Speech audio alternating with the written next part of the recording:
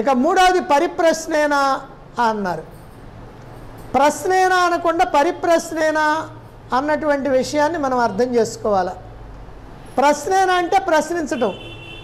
లోకంలో మనం ఎప్పుడో ఎవరినో ఎన్నోసార్లు ప్రశ్నిస్తూ ఉంటాం. కానీ గురువు దగ్గరికి వెళ్ళినప్పుడు మాత్రం ప్రశ్న అట్లా ఉండకూడదు, అది పరిప్రశ్న కావాలి అన్నారు. పరిప్రశ్న అంటే తాను తెలుసుకోవాలి అనేటువంటి భావనతో, గురువు తెలిసినటువంటి వాడు, నేను తెలుసుకోవలసినటువంటి వాడిని, నేను తెలుసుకోవాల్సినటువంటి విషయాన్ని గురువు నుండి తెలుసుకోవటం కోసం ఆయనకు అనుకూలమైనటువంటి సమయంలో నేను అడగవలసినటువంటి ప్రశ్నని ఒక్కసారి జాగ్రత్తగా నేను తక్కువ మాటలతో తయారు చేసుకొని ఎంతో వినయంతో విధేయతతో ఆయన్ని ప్రశ్నించాలి. అప్పుడే సమాధానాన్ని తెలుసుకోవాలి.